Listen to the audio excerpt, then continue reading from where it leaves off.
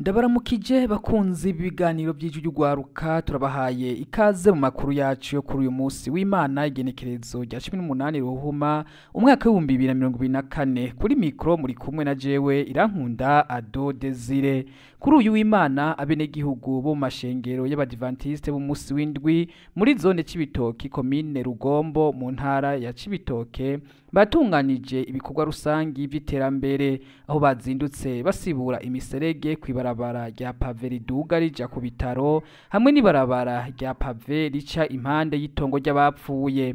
Uwaserukiye abakristo bo mw'iryo shengero akaba numwe mu bapasteri b'iryo shengero nyene aratwiganira ibijanye n'ico gikorwa c'ibikorwa rusangi bazindukiyemwo. Rero twari twakoraniye ngaha turi abadivantiste musi wa karindwi bavuye nko mu mashengero ashika nk'atanu mu bikorwa vy'iterambere rusangi nkuko tubihamagarirwa n'igihugu Yesu abw'icubahiro.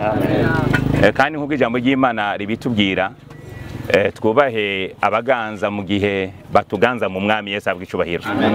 Rero reka mbanze nabashimire mwebwe mwitavye uno muhamagaro nkuko mubihamagirwa n'ubuyobozi kubaha amategeko y'igihugu mu gihe aba adutegeka ibidahushanye n'ibijuru Yesu abw'icubahiro.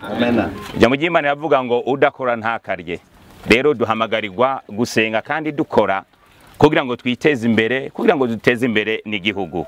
Yongeye guhimiriza abakristo bo mw'ishengero ry'abadivantiste kwijukira ibikorwa vy'iterambere babere abandi akarorero. Ndetse nejo hamwe mwozoterwa kamo muri ivyo bikorwa byo kubaka amashuri hamwe byo bandanya canke ibindi bikorwa bitandukanye, ndabahamagara nk'abadivantiste wa karindwi kuba nyambere Yesu abw'icubahiro.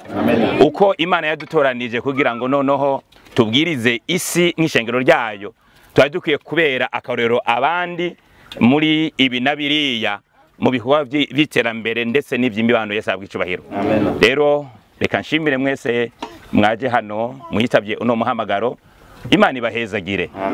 Umuhanuzi ajejwe ivy'intwaro n'ubutunzi mu biro vya Buramatari w'intara ya Cibitoke yashimiye ishengero ry'abadivantiste bo musi w'indwi bitabiriye ivyo bikorwa vy'iterambere.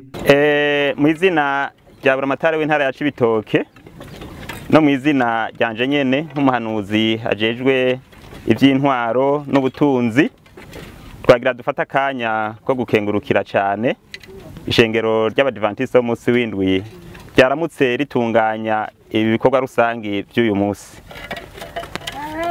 Bije byishura ku bibazo bimwe bimwe kandi bidufasha no gushira mu ngiro ingingo ya nyakubahwa Buramatare aho yahamagariye abasanzwe baserukira ubuzi aho bari hose mu ntara ya Cibitoke ndetse n'abasanzwe bari mu madini atandukanye adakora ibikorwa rusangi mu misi yagenywe ariwo musi w'isabato ku badivantiste, ukaba umunsi wa gatandatu ku bandi basenga uyu munsi dimanche.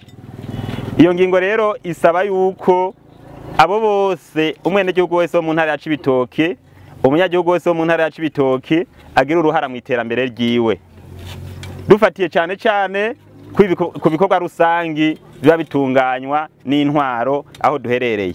Ngo ishengero ry'abadivantiste mu ntara ya Cibitoke rifise abakristo benshi cane aho yasabye ko bofata iyambere mu bikorwa rusangi kubera ubwinshi bwabo bizotuma ibikorwa vy'iterambere bija ku muvuduko udasanzwe. Abatwumva bose ko bogerageza kuko biragaragara neza yuko mu ntara ya Cibitoke abadivantiste bafise igitigiri kiri hejuru kitari gito. Muri iyo ntumbero rero mu gihe bo batuba bariko barakora abandi bariko barakora bigaragare yuko hacaboneka intege nke kuko hari abakora n'abadakora. Ku ntumbero yuko rero ibikorwa rusange byateganyijwe cyane cyane ku misi ya gatandatu ariyo sabato samedi, tubahamagarira n'ayandi mashengero kuvyitabira. Hanyuma bo mu ntwaro nabo nyene tubahamagarira kwama bavugana n'aya mashengero aho begereye kugira ngo bahane kalendriye y'ibikorwa, kugira ngo hamenyekane ati mbega igikorwa kigezweho niki, igikorwa kiri imbere y'ibindi cyo korwa mu iterambere rusangi niki, kugira ngo mu mashengero yanyu aho muherereye mugikorereko. maze tujane twese mu iterambere. Urongoye zone Cibitoke yaheruka gusaba uwo muryango w'abadivantiste kuzofasha abadasenga ku munsi w'isabato basanzwe bobo bakora ibikorwa by'iterambere ku munsi w'isabato mu gufasha nabo mu iterambere bame babikora ku munsi w'Imana. Ivyo yabishikirije ku igenekerezo rya 15 uku kwezi, aho abadasenga ku munsi w'isabato bafadikanije n'aba adventiste b'umunsi w'indwi guharura ibarabara rija ku rusengero rw'abadivantiste b'umunsi w'indwi bo mu Karurama. Everine Nduwayezu arongoye zone Cibitoke nawe yagize icyo ashikirije ku bikorwa iryo shengero ryakoze kuri uyu munsi.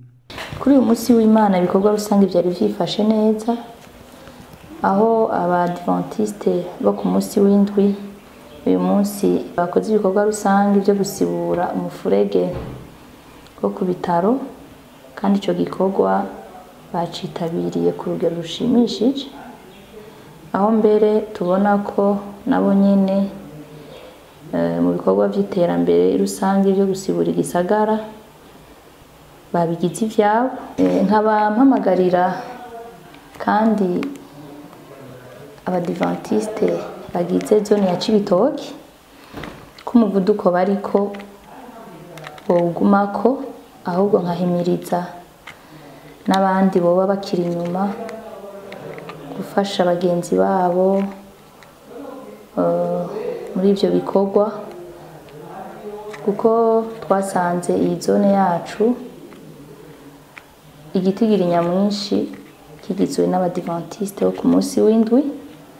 Mu gihe rero ivyo bikorwa by'iterambere bitandukanye bo vyitabira ari benshi canke ari bose, zone yacu yotera imbere. Bakunzi b'ibiganiro by'ijwi ry'ugwaruka, aha niho amakuru y'ibikorwa by'iterambere tuyagarukije. Turabashimiye cyane ukungene mudahengeshanya kudukurikirana, tuhongera kubahamagarira gukurikirana yandi makuru yacu twabateguriye. Kuri mikro mwari kumwe na jewe Irankunda Ado Desire.